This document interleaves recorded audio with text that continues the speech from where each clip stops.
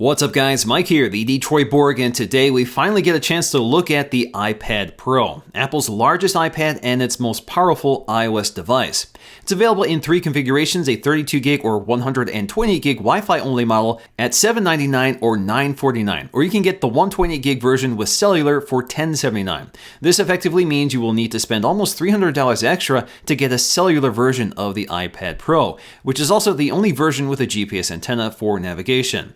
Now it's available in the same colors as the smaller iPads, including silver, gold, and space gray, and we will be taking a look at all of them in this video. The packaging is pretty familiar for Apple. We have the iPad's slender 6.9mm profile on the front of the box and the iPad Pro branding along the side in its appropriate colors. On the back we'll find our specs and details clearly marked, and in this case we have two 120GB cellular models and one baseline Wi-Fi model. First up, let's flip over the boxes so we can slice off the shrink wrap plastic.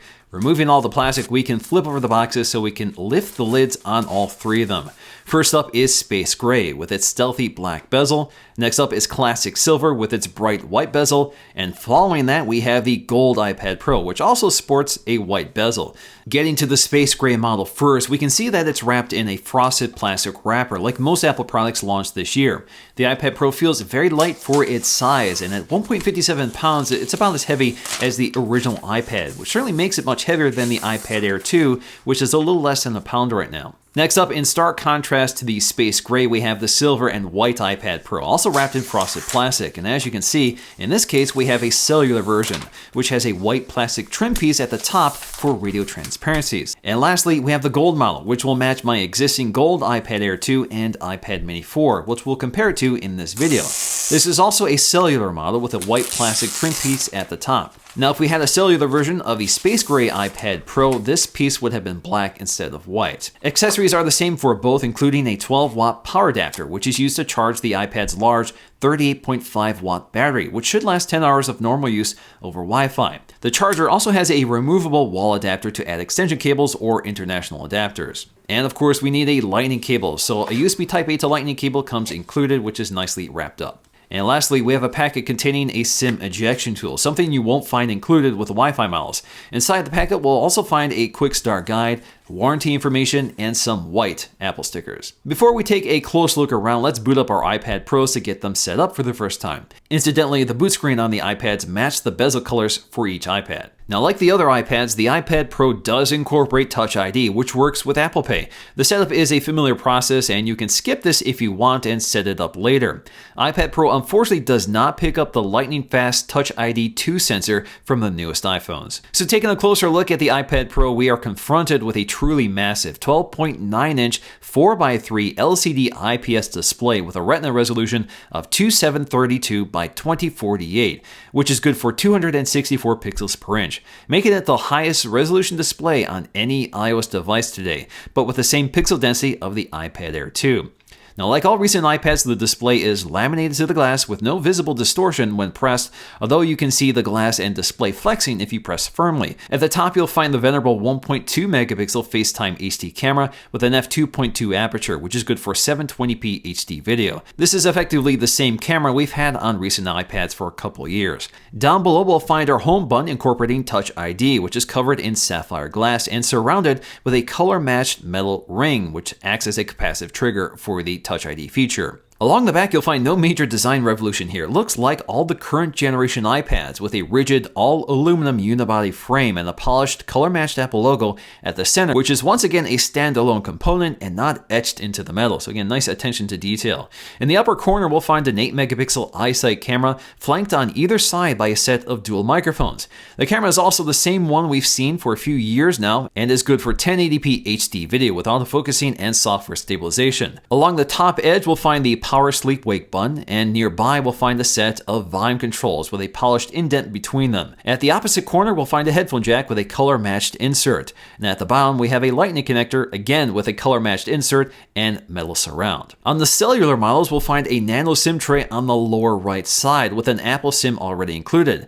This SIM can actually be used to activate a number of services, so you don't need to purchase a specific SIM for each carrier. You can basically set this up under settings. The iPad Pro also features a radically different speaker design than previous iPads, with speakers at all four corners. The iPad actually has resonance chambers milled into the metal frame and covered with a carbon fiber cap. This creates a very dynamic soundscape and lower resonance, which creates a much fuller and immersive sound. The iPad can also adjust speaker output depending on orientation, which means the speakers always sound balanced. Now, with these resonance chambers, there is a noticeable amount of vibration in the chassis, especially with the speakers at higher volumes. And if you're holding the iPad in landscape orientation, this means your palms are near these speakers, which can distort the audio even with another set of speakers to compensate. Audio does sound really impressive, and it's certainly the best audio experience on any tablet today, but my only complaint is that audio sounds a bit distant or muffled and not as crisp and clear as a set of front-facing speakers. Also unique to the iPad Pro is a new Smart Connector, which is a set of pins integrated into the side of the iPad, which can provide a data and power connection to accessories, such as the official Apple keyboard case or third-party cases like this Logitech case. This means accessories don't need to provide their own power and no Bluetooth connection is needed. It's all powered by the iPad through this connection. This is particularly nice for backlit keyboards like this Logitech keyboard, which would otherwise have to be charged frequently in order to maintain that backlighting. In terms of specs, the iPad Pro is packing Apple's new A9X CPU, which is a dual-core processor clocked at around 2.25 GHz with 4 gigs of RAM. This leads to a very impressive Geekbench score, besting the single-core scores of the iPad Air 2 and the Mini 4 by a significant margin. Even the multi-core score clearly beats the triple-core A8X from the iPad Air 2.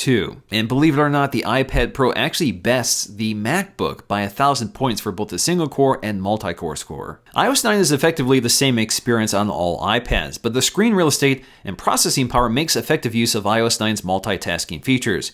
Now we have slide over that allows you to peek into apps by swiping in from the right edge in either portrait or landscape orientation. Or we can swipe to expand them for side-by-side windowing. This is only available for apps that support scaling, which includes all Apple apps. But effectively, this allows you to interact with two apps at the same time, and iOS 9 handles this very smoothly and seamlessly.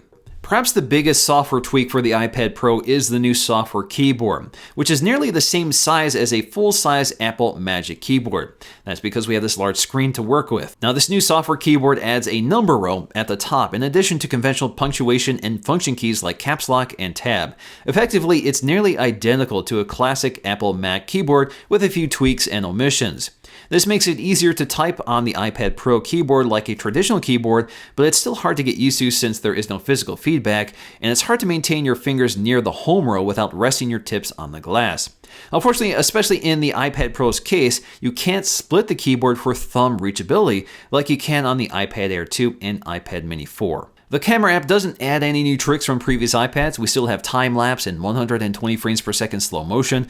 We also have video, which is still at 1080p with pretty good software stabilization, but no continuous autofocusing while recording. The still camera does have a burst mode, but no live photo feature like the new iPhones. So in terms of camera quality, once again, we have an 8-megapixel iSight camera on the back. Again, an f2.4 aperture, but if you combine that with the new A8 image processor built into the chip, we get really good results here. So images come out really clear and crisp with good exposure and color reproduction, although color tends to be a little washed out here. That's also the case on the iPad Air 2. We also have pretty impressive low light performance here, especially for a tablet. So images come out relatively clear and smooth. The camera is able to find focus fairly quickly and accurately, and we don't see a lot of that artifacting or interference that happens when overprocessing low light images.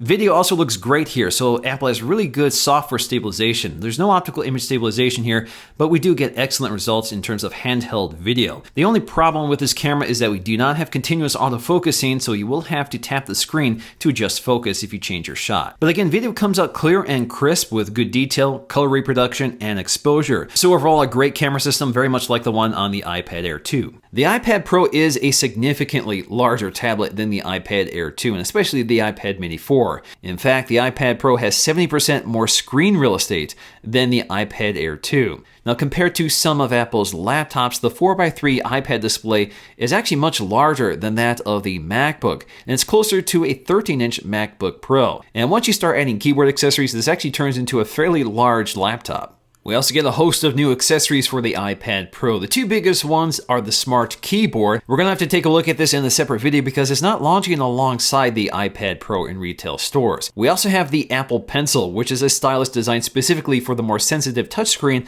of the iPad Pro. Again, we'll take a look at that in a separate video. We do get some cases for the iPad Pro, including a silicone case available for $79 in charcoal gray or white. We can also pick up a matching smart cover for $59, and just like other iPads, it magnetically attaches to the side of the iPad and folds up and puts the iPad to sleep or wakes it up. Ultimately, the iPad Pro is a tough one to categorize. It means different things to different people. For me, it's a laptop with LTE and a touchscreen. To others, it's a digital sketch pad or a bigger display for media consumption and gaming. But ultimately, it's a more powerful tool than before, but its size and heft means it's not really just a larger iPad Air. Using the iPad Pro is a very different experience, so the challenge for an iPad shopper is to determine what they need or what they want from their tablet or laptop. Alright guys, so before I go, what I want to know from you guys is how would you use your iPad Pro? Let me know in the comment section below. Alright guys, so that's going to do for me in this video. Hope you guys enjoyed it. Thanks for watching, and I'll see you again in the next video.